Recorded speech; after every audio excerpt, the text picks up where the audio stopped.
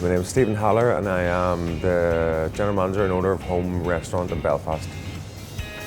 I'd obviously heard about pop-up restaurants and pop-up shops, etc. I think if you're in this industry for any amount of time, your end goal is generally you want to own your own place.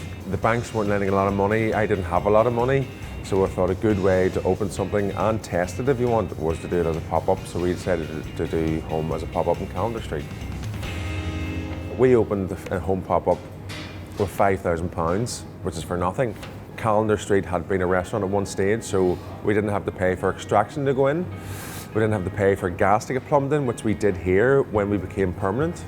We worked very closely with a girl called Jill O'Neill from Refound. Jill totally furnished the whole of Home, but everything that was in it, the tables, the chairs, the artwork, all had a price tag on it. So if you were in and you saw a chair or a table that you liked, you could buy it, so we didn't have to pay for any furniture.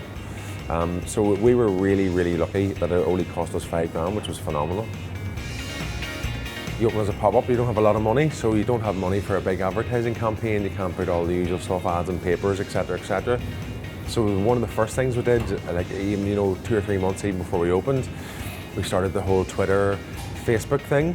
So social media was really important, especially if you've no dough.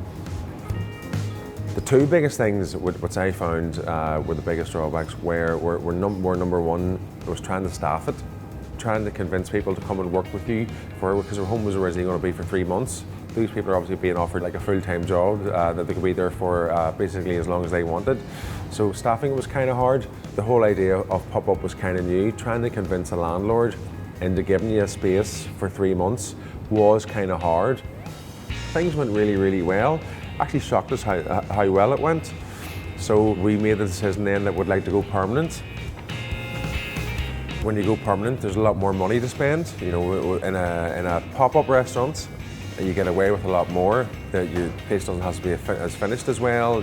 All the wee details don't have to be there. One of the good things was when you go permanent, getting staff was a lot easier. But the big thing was selling out the money and signing a contract saying 10 years. You have to think long and hard about that. One of the big changes was, obviously it's a much bigger restaurant. Like Callender Street would have sat maybe 40 people, this place seats 80. So the hardest thing for us was getting around how much more busy we were. You're right on the front of Wellington Place here. So the footfall was so much more than Callender Street. The main tips I would give people who want to open a pop-up would be, number one, is location is so important. Second thing I would say would be you need to be very thrifty with your money. People open so many places and spend so much money on the fit out and the cutlery and the knives and the forks. We purposely held back on that.